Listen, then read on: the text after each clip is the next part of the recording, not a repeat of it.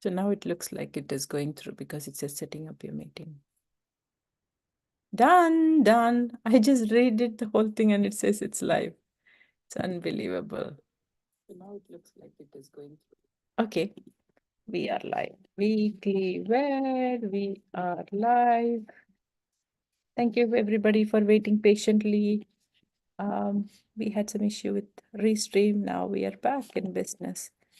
Alejandra Infantes. Here we go.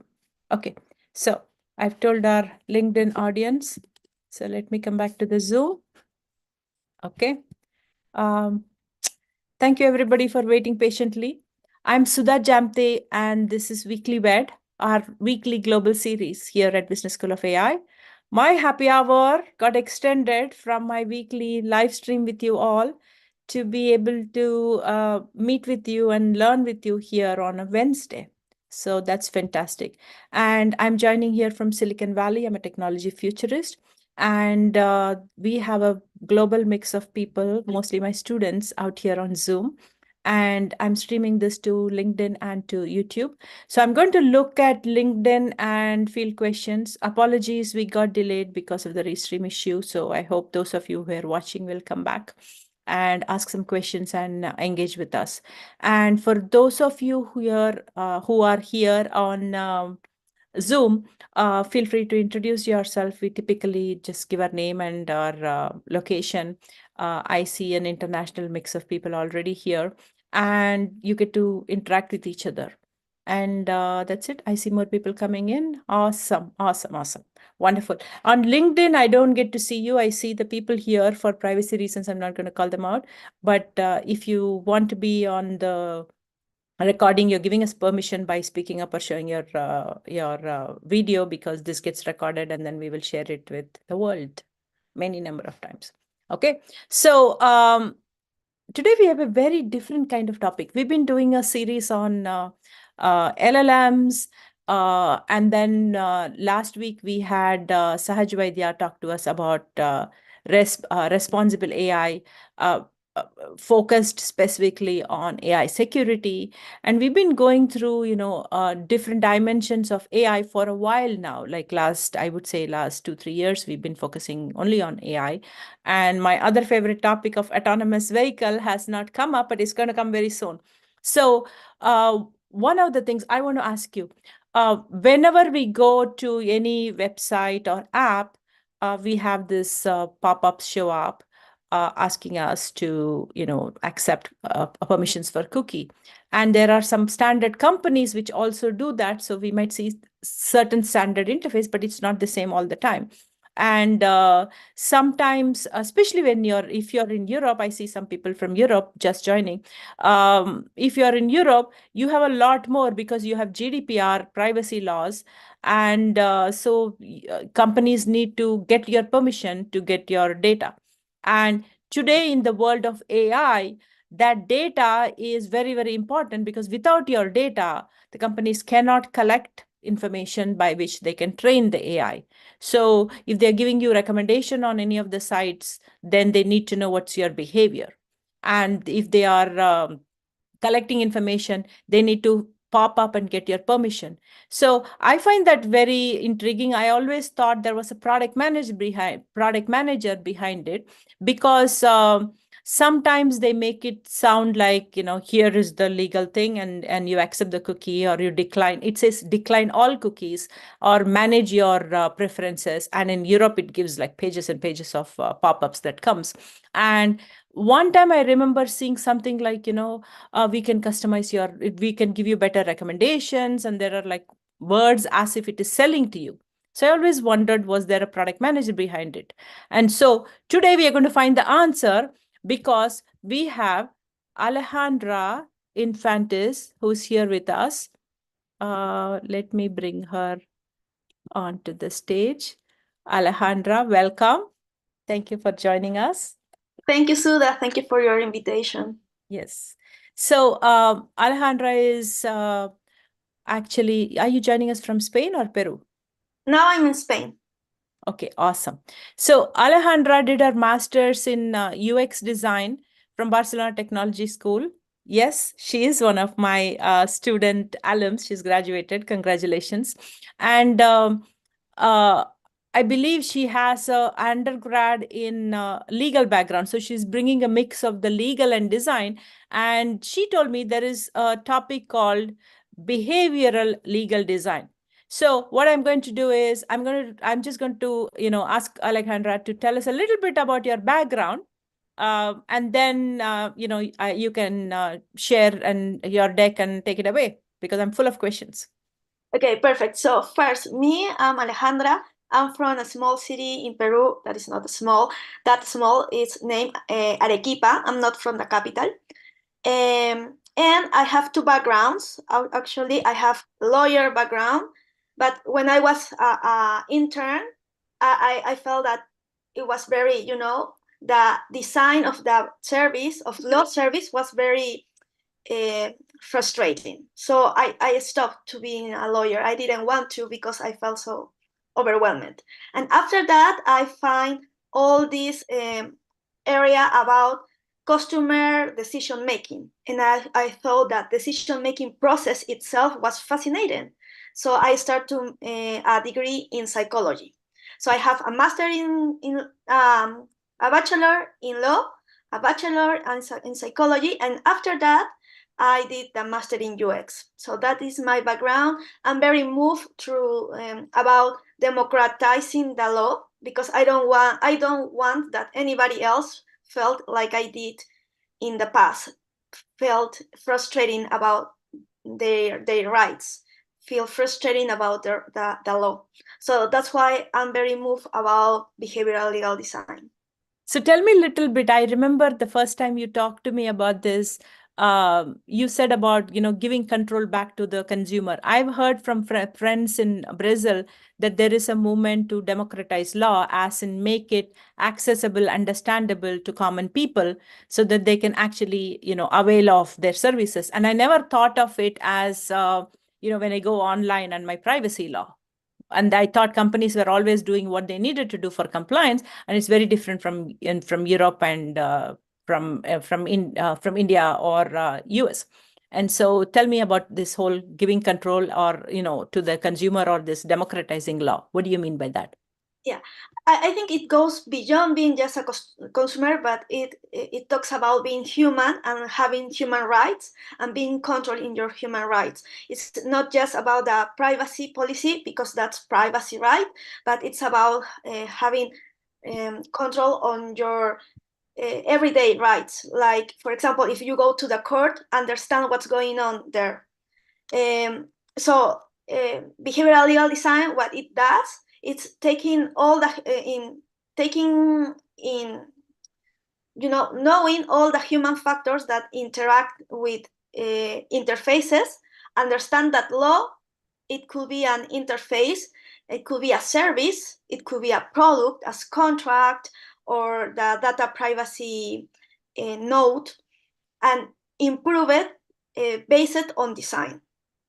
So that is like a big picture, and I have some examples to show you how it works, to show you it better, so everyone can understand better how it Yes. does work. Yes. Yeah. You are actually a co-host, so you can actually Okay, share I'm this. going to share my screen now. Awesome. Let me know if you can see it. Yes. Okay. So it is important, as we said before. I already have my master in UX, but I'm very into the UX research because I think without research we cannot understand the user. We cannot understand the context that they have and in the context that they are having to take decisions. So it is important to understand what is the context, what are the human factors interacting with them.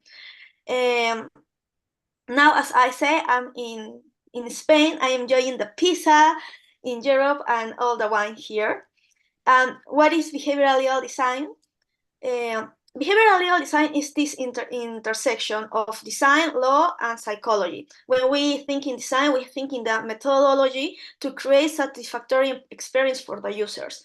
So we are focused on the user in human-centered design, but not just only users, because there are stakeholders always, so we take them in mind too.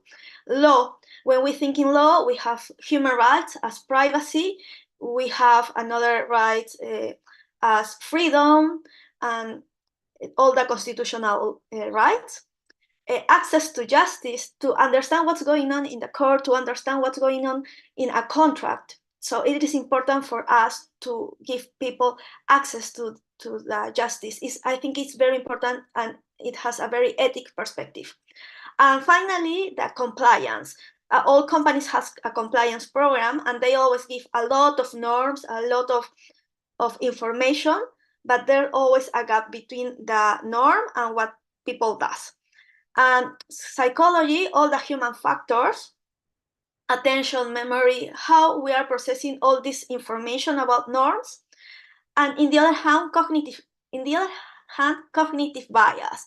For example, a lot of these cookie or privacy pop-ups are using a lot of the cognitive bias. For example, when they say like, don't lose the opportunity to have publicity or personalized publicity. So that's how they are using our cognitive bias, these shortcuts, to make decisions. So that is behavioral design. And if you have any question, just let it in the chat box, and then we are going to talk about it. And feel free to interrupt me if you want to. So how it works? I'm going to use this example that goes beyond digital world, and it's like an everyday thing. When we think in traffic lines, we think in the one that is in the left, the traditional ones that are above. The norm says that if we want to cross the street, we need to see the street light, wait until it's green so we can pass, and stop if it is red. That's the norm. But nowadays, what is going on? Most of the people doesn't look up above because they are on the cell phone always like this. So the side perspective is not up, it's down. And in the other hand, in the right, we have another way to design the traffic lights, taking in account these human factors. Where our side is down, is not above anymore. So while I was walking through Badalona, a street, a small city over here in Barcelona, they have this kind of street lights to make easier to do what the norm says, like wait until the light is green to cross. So that's how it works. It taking behavioral legal design take in account all these human factors to generate a bigger compliance into norms, and not just compliance, to understand norms. So when we were thinking in human rights, I was thinking in courting ruling. If we have some problem with someone, or we break some rule, we go to the court, and they will give us this bunch of information. Nobody will understand. What we have to do is go to a lawyer, and the lawyer will try to help to explain what's going on there. But there's always this sensation that we are not understanding our rights. What's going on here? What this document full of text is saying to me? It's going to help me or not? So what I did is work with governments. In Peru, we work with this court, with the Tercer Juzgado Civil de San Juan del Lurigancho in Lima. And we did a lot of research. We talked with a lot of users. We talk with the stakeholders, with judges, with secretaries that works in courts. Then they do this court ruling to try to understand how they are doing their job, how we can improve their job, and how we can improve this document. When we think in design, there's this principle that is consistent principle. That means like products will be easier to use if they are familiar. So it is important to understand too that most of our solutions shouldn't be digital, or maybe it's not the point of the stakeholder to make it digital. I hope someday justice system could be digital so everyone can have access, but at this point it's not that way. So taking that in account, we say, okay, we need to make a document that looks familiar but looks easier to understand to the users. And we came with this solution that used a lot of cognitive perspective. For example, we highlight important information and that take your attention. We highlight some keywords. We use plain language. We forgot about the technical language. Not totally, because sometimes it's needed. Sometimes technical names are need to be used. But in the other hand, we try to make it plain in the parts that we could. And in that way, we could make the users that are normal people that hasn't, that they don't have a legal background could understand what's going on. So this is, for example, in court ruling. Let's talk about another example. This is the physical way to show our privacy policy in Peru, but this could be in any site of any web of any application about how this privacy policy. Normally, when we go to the privacy policy section, we have a lot of text. We don't understand what's going on, and most of the time we say, yes, you can take all my data. Yes, you can use my information. Or as you were saying, a lot of artificial intelligence is fit by data, so they need data. And most of the time, they just give us a lot of information, and we don't know how they are using our information. We don't know how much information they have about us because we are not understanding. Behavioral legal design take this in account and design different interfaces. As I said, this is the physical one, but we translate this physical one to a digital one. So for example, here we are using more information design. We're highlighting information that is important. We're starting like how we are going to use your information. We are not starting with all the norms. We are not starting with all things that user doesn't need to know at the beginning. We are starting with the information that is important to know. What data we are using, how we are using it, and what are your rights about the way we are using your information, because we have rights. We have rights that takes control over this information. We can say like, stop, I don't want you to use my information. We can say like, the information you have is not not okay, please update it. So we have rights about our policy, our privacy, and most of us doesn't know it because most of us doesn't understand what's going on in that part. So Alejandra, one of the things that I do teach in the AI ethics class is about GDPR.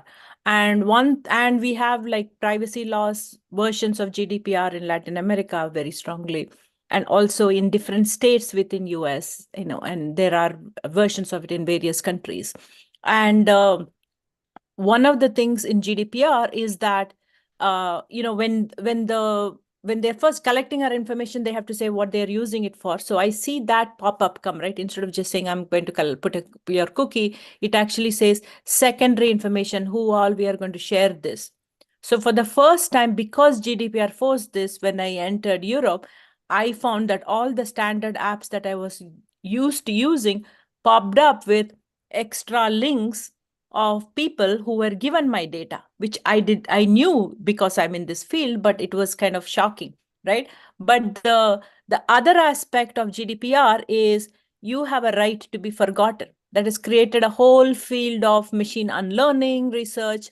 And one of the things I myself teach to the big data class is the user has the right to be their right for the data to be forgotten at any time, and how do you design a data architecture by privacy by design, how do you collect data by differential privacy and that kind of thing. And I have not seen a very nice interface where this option to forget your data exists. So in US, in our apps, if we intentionally want to ask them to forget our data, we have to scroll down somewhere in the settings at the bottom, and then somewhere, and Amazon has this every 6 months, you can tell them to download your data and give it to you, and then you can actually say forget my data, and then after that they will not store your data. Most of the time they will say, especially I think in Tesla, they say if you do not allow us to in their privacy law, this is not even a user interface, right? It is somewhere buried in the privacy statement. If we want to go look, it says if you do not want us to store your data or use your data, stop using a service. But they cannot say this in a nice pop-up. That's not very human. So this forgetting your data, do you see the interface? Did this come because of GDPR? Two-part question. Do you think if this come, like, can you please reformulate your question? So did it come because of the GDPR right to be forgotten clause? And how do you show that interface? Where do you pop up? Like, I've already signed up and I've given permission on my cookies. Why would you pop up and tell me, hey, you have the right to be forgotten, right? So where would you give that? How do you design that in your behavioral legal design? I think it's needed for keeping the trust with users, but how do you do that? Yes. So first, for the right to be forgotten, yes, is a thing that can. I think Europe, and this could be like debated, but Europe has a lot of strong regulations. Something that I like is that they are taking care of our privacy. Okay. And Yeah. yes, and in the other hand, for example, Peru is using a lot of this framework to try to make some rules about how to use our data. The right to be forgotten is very needed. Yeah. Like what happens if we have given our information to a company that we don't trust, that we don't know, but we did it because we don't know how to deal with that. As you said, when you came to Europe was the first time that you see all these pop-ups, all the people that was using your information. So before that, you were giving your information to a lot of companies that you didn't know. Yeah. So the right to be forgotten is very important, because if, as we say at the beginning, give us back the control to our information. The data is our data, so we have to be the one that knows how to deal with that. We need to know what are our rights about it. It's ethic, and we need to know how to deal with that. So that in one hand, and in the other hand, how we could do this. So we have to know that there's some consistency patterns that we have to follow. So normally when we think in terms and conditions, privacy policy, we know that it's in the bottom part of our website.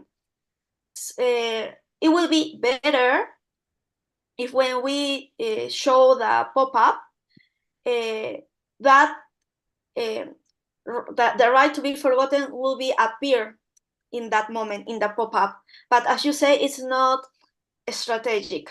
So what we are trying to do is to highlight the part that what can I do if I want to be forgotten? We highlight it in a section. We use a lot of call to action buttons. We use a lot of strategic to call attention to that part, so people know where is it, how to find it. In the other hand, when we put the information, we try to use like a script in actions. If you want to be forgotten, do A, B, C. So the information must be present in bullets, must be clear, must be using plain language. And probably as company, you will say like, this is not worthy for me because I'm losing data. But in the other hand, it's important for the companies now to be ethical, now to build trust with our customers. So we believe that if we do this clearly, if we use design to show this information clearly, the relationship with our customers are going to be longer, stronger, based in trust. So that's why I think it is important to That is actually true. There has been published research that engagement is correlated directly to trust. So if you don't trust a brand, you will stop using that particular app. That's kind of the idea. But I have worked in Silicon Valley where they are very big on metrics for everything. So if we make a small change in the design of a product, then we'll do A/B testing and say, oh, this is happening. And does this mean that users are engaging less or more? So yes, I do believe that ethics is the one that should be driving the entire team in their design. But in our current, at least the way we do this in Silicon Valley, in technology industry in general, there is a lot of collecting user data and thinking that we kind of have access to it because it's good for the business or something like that. So this is something you're saying in the privacy policy. So it's possible. And for those of you who are here from technology industry saying, I'm going to take the user away from the flow, and why should I be doing this? One thing I would say is, if I as a user want to my data to be removed, I had to go to Amazon, and I heard that Amazon is giving this option that every 6 months you can forget the data. I had to scroll around a lot of places to go find that. So what happens is, um, if a company is not making it easy, then I'm going to lose trust. But the company also can find out if I'm looking for that information, right? If I'm going and searching for that information, there will have data. So for those of the people who are tracking data, to make that an informed data decision and not an ethical decision, there is data. Do you know, for your product or company, how many people are even trying to have this right to be forgotten and scrolling around and looking for it in your products and app because you don't have Alejandra working for you? So anyway, so back to you. Thank you. Thank you so much. Yeah, but what you're saying is very important, because something I think that technology has forgot that law is important, not just because the privacy, but in the other hand, because the regulation standards. So, for example, in Peru, a tech company like Globo here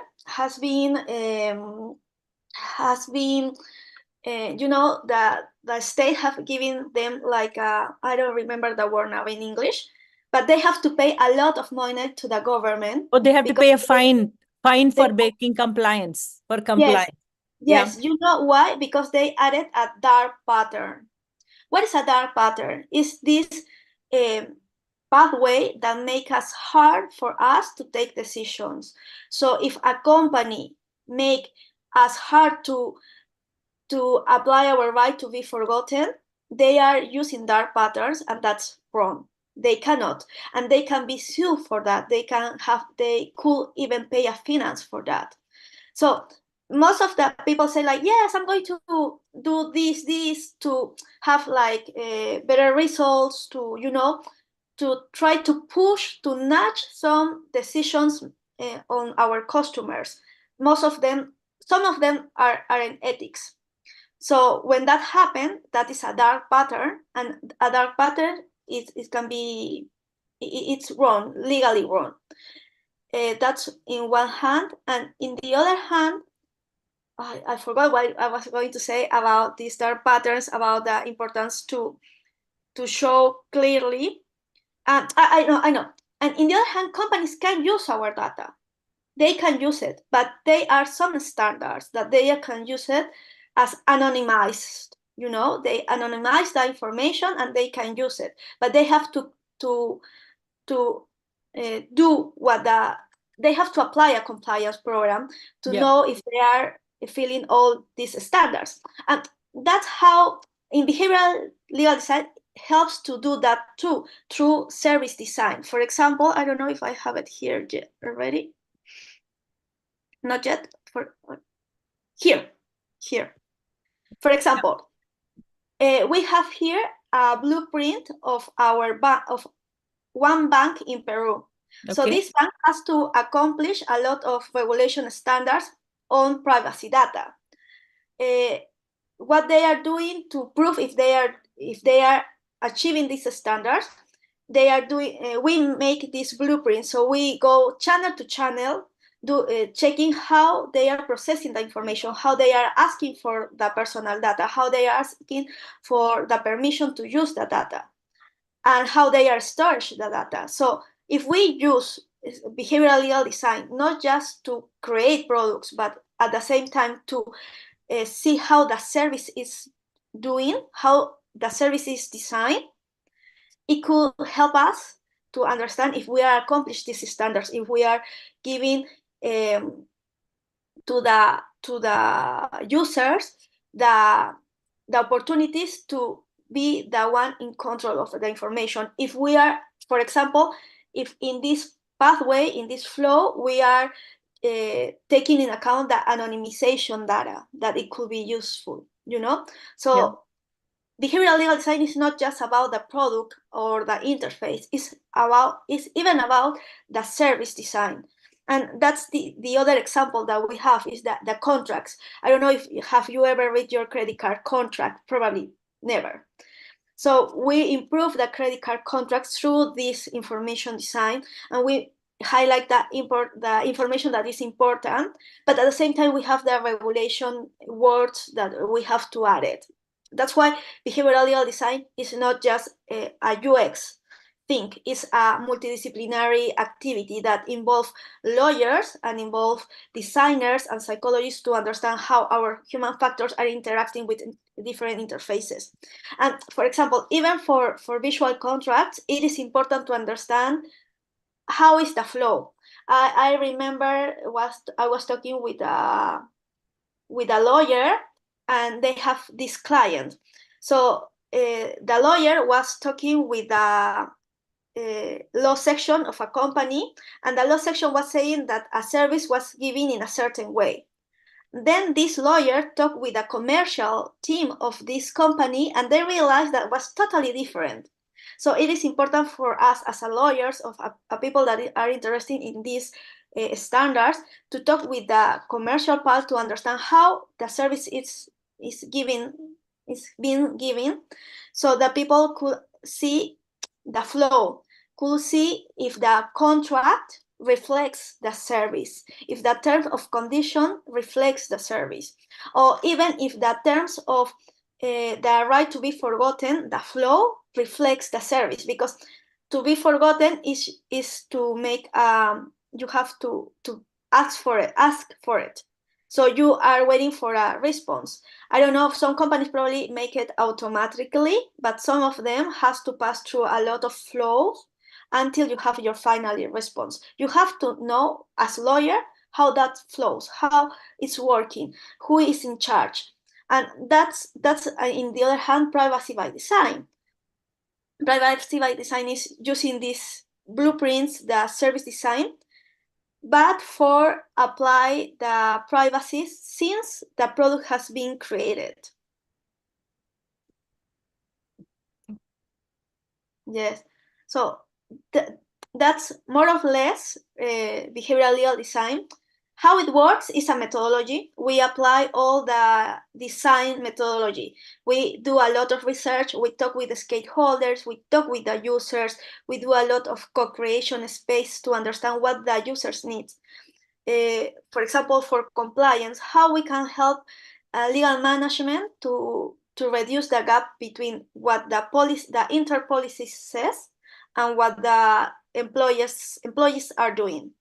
So we talk with the people that works in a company, why they are not understanding the policies, the inter-policies. Then we do prototypes, we do the testing on the prototypes, and finally we have this final version that it could always improve because the iteration that is properly from design. So that's how it works. Okay. So the other thing in GDPR is also that you collect the data and you say, this is the reason for which I'm collecting the data. And then if you find a different application of the data, then you have to go back and get permission from the user. So Yes. I was thinking initially when you started presenting, I was just thinking this is about lawyers and you work with the legal team, but looks like any company, even in the product design, they're going to need to have this behavioral legal design when they come up with a new application for the same data. So that happens all the time.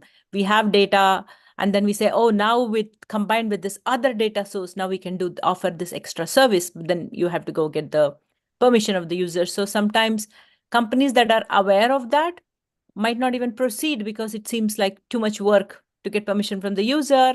Maybe at that point we will lose trust with the user if they realize what we are really doing with the data.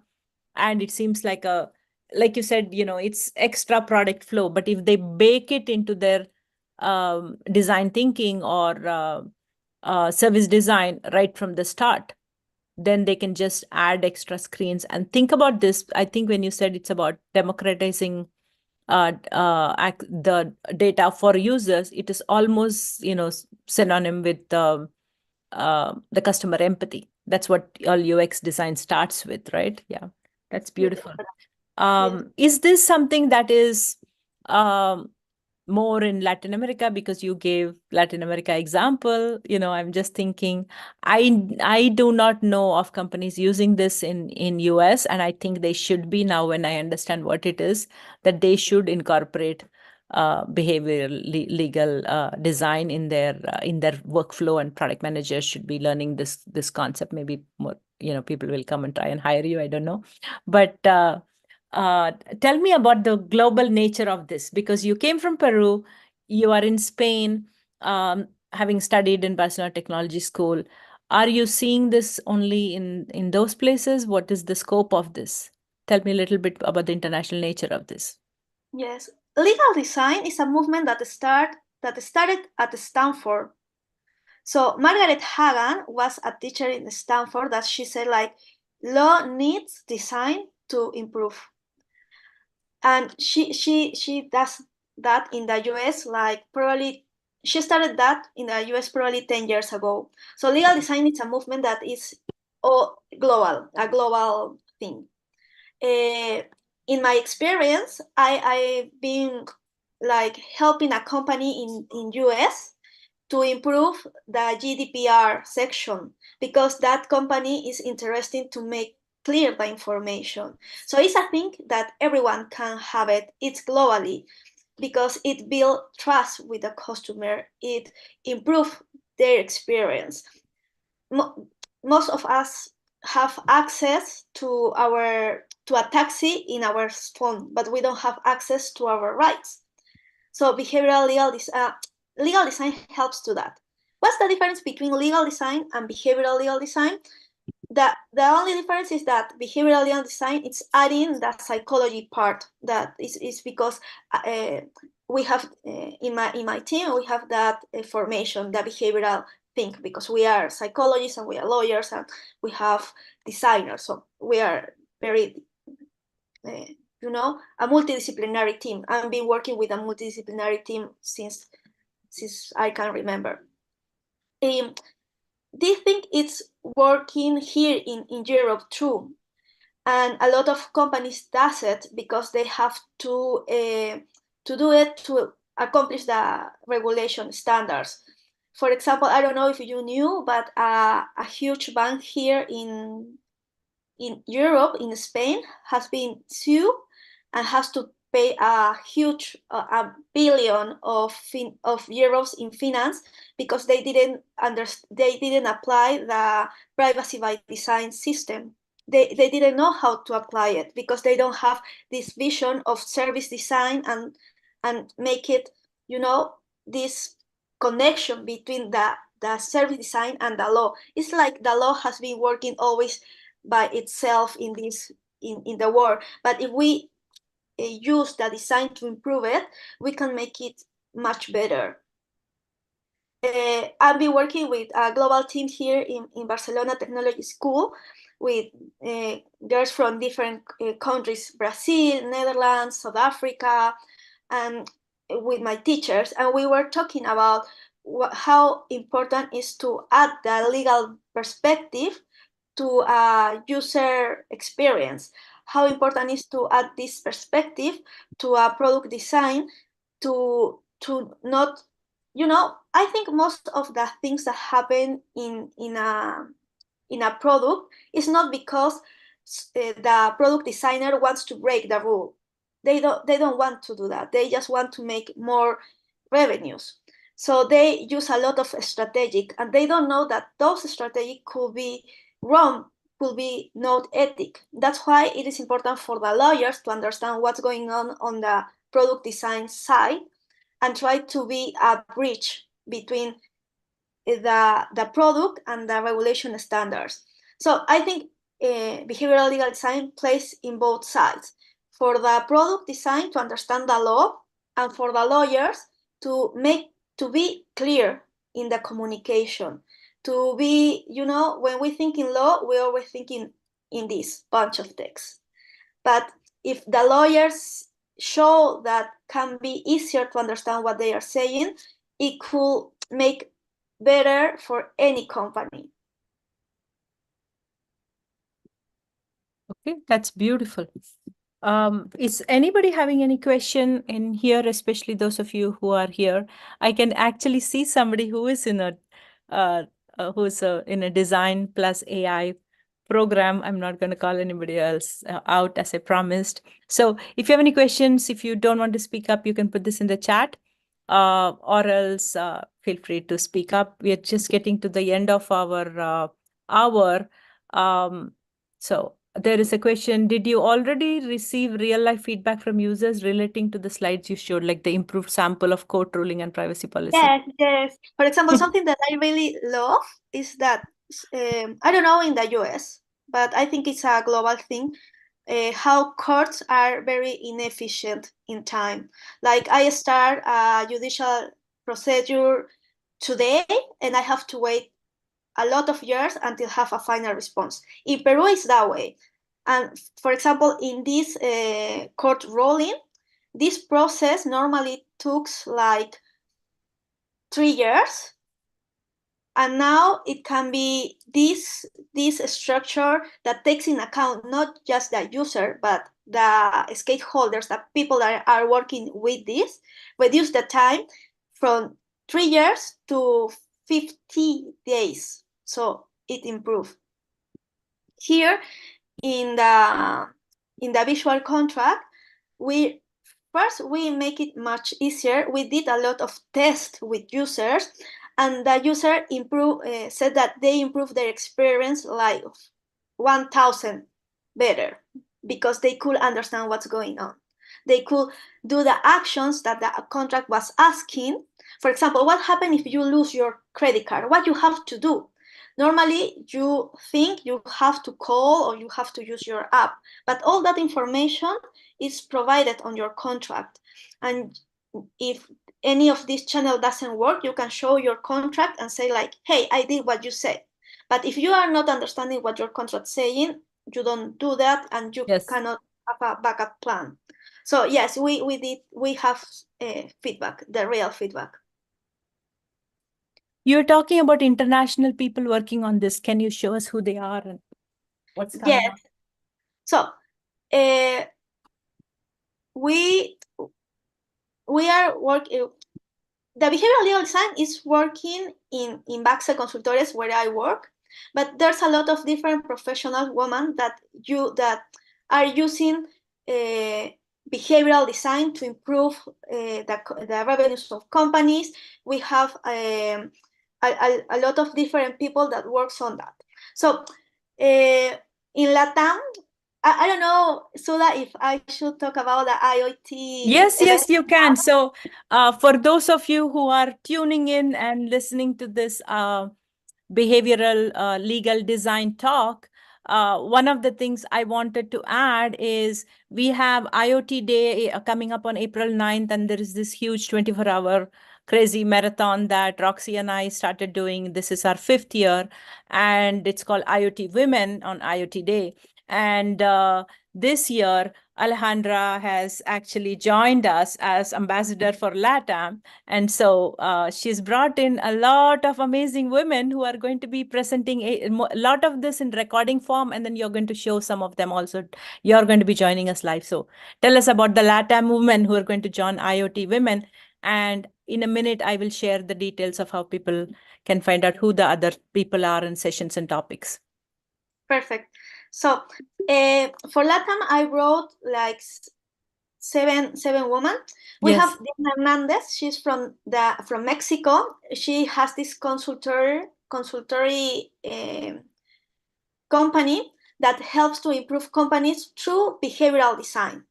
So we are going to see a video of how she's doing, how she's helping small companies to improve their revenue. We have Paola Galvez. She's tech policy advisor, and she's very into artificial intelligence, all the regulation that is going on over here in Europe. And she's going to speak about 10 pillars of artificial intelligence and tech policy. We have Valeria Alba. She works with me at Baxel. She's an intern, and I love that being young and being intern has even if she's young and she's an intern, she's very passionate about what she's doing, and she's very she knows a lot about of data. And in the other hand, she works with a company every day, with a lot of companies every day, but she has this perspective of user-centric. So the information that she sends to our clients is always user-centric, and it's always easier, and she helps a lot of legal management to take better decisions because the way she deliver her information. We have Valeria Dufo. She's from Peru. She used to work in McKinsey. Then she went to Singapore to have a master in policy, and now she's an entrepreneur. She has this amazing idea of an application that help women in risk, and she's going to talk a little bit about how all the struggles to be an entrepreneur, and how she's dealing and applying of all her knowledge of policy to make her application works in different countries. And that's important to know that laws are very different country to country, but the baseline are very similar. So that's why she can go from country to country. We have Danielle Spitias. She's from B-Way, and B-Way is the biggest, I think it's the biggest company of behavioral design between Europe and Latin America.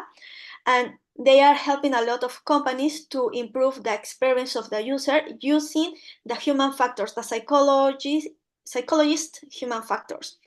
We have Juliana Paredes, and she is going to talk about the framework of regulation and how that impact in the tech entrepreneurship. And we have Militza Ceballos. She's doing a master in Liverpool University, and she went from finance to content creator in sports, and she's going to talk a little bit about it. So that's the people that I could call from Latin America, and I hope all the information they give us will be useful for everyone. That's amazing. That's amazing. Okay, you should stop sharing. I want to see you and thank you.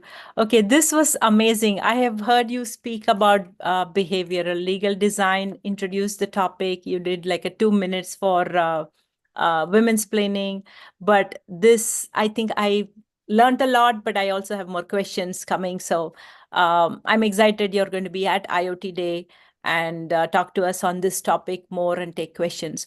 And I appreciate your effort bringing these amazing women from LATAM for IoT Women on IoT Day. One of the things I keep telling my students is, AI especially is built by a very diverse team with many different roles.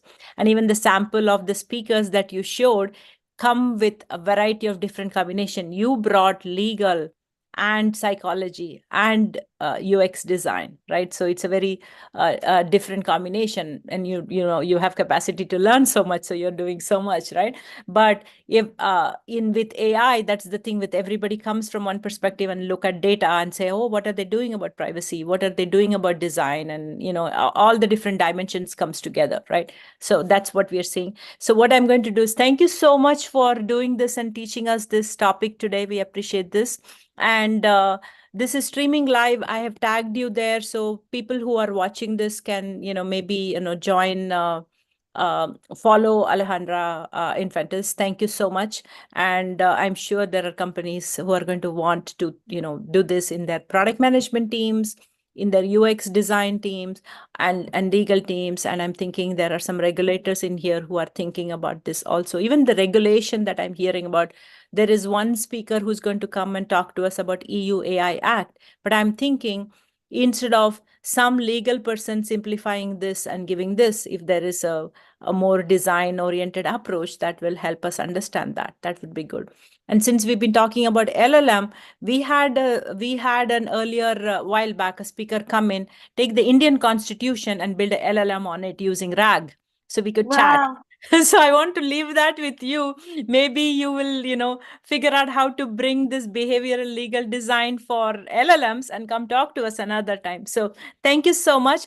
Before we close out, I want to show you the full speaker list because I'm very, very proud of this. Alejandra has helped bring the speakers. And so she was talking about, she was showing us the LATAM speakers. So let me find that screen, guys. Because let me find that. So if you're already following the Jamte newsletter, it is there, the bit.ly/Jamte newsletter if you're new to this. And thank you, Peria Serin, for sending this out. There's information in there. So this went out in the Jamte newsletter with, information about the latest speakers. Uh, this is our IoT Day, IoT women speakers on April 9th. And April 9th in California time, morning 10 o'clock till 5, we will do a streaming, and that's where Alejandra is coming in, and lot of these women are coming in. We'll be updating the schedule on what to expect about. I think there's a panel on Gen AI, on AI ethics, and there's so many different topics that I don't even know that on top of my head, and a very global mix of speakers, as you can see. And I believe you can sign up. And so before that, the other thing is the evening on April 8th is when it is April 9th somewhere in the world. So all these different women speakers you saw, and if you're wondering when is their schedule, when is the streaming, you can follow my YouTube and then you'll set everything to stream. Or 9 a.m. in that speaker's um, time zone, their session will go live. So we saw somebody from Mexico, somebody from Colombia, and then I learned today Colombia and Mexico are in the same time zone. And so, no, Colombia and Peru are in the same time zone. So then it'll go back to back. So it might not be at 9 o'clock, and then maybe 9:15 would be the next segment. So, you're going to have a whole bunch starting from 9 o'clock in your time zone, wherever you are in the world. That much I can promise. Okay. The other thing is, if you want to sign up as an attendee, the easiest thing is we have another bit.ly/IoT Women 2024. And I'm going to show you that link before I close out. So bit.ly/IoT Women 2024.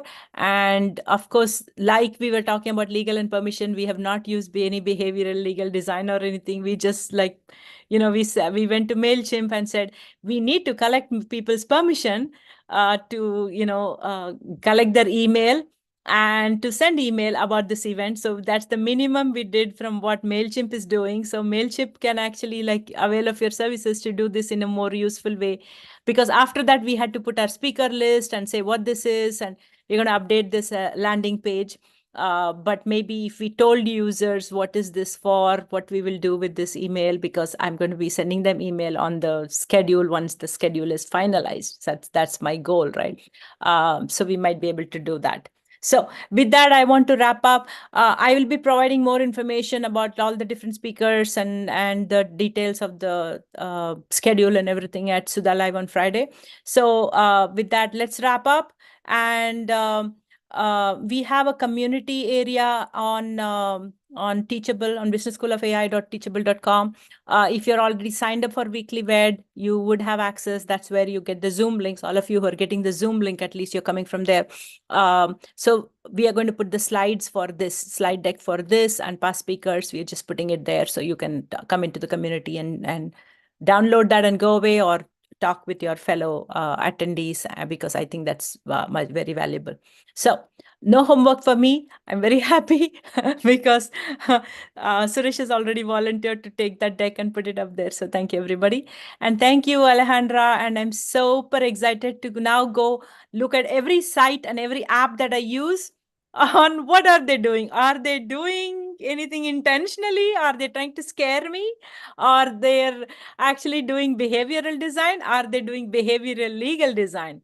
Where are they collecting this permission from me, so this can be anonymized? Am I giving them permission? I'm still not going to go into the nitty-gritties of this fine print of legal documents, but at least I believe, I feel very hopeful there are people like you and people who have heard this and who are, working on various other roles, who are going to get into thinking about this or engaging you or a person like you in this role. So I appreciate that.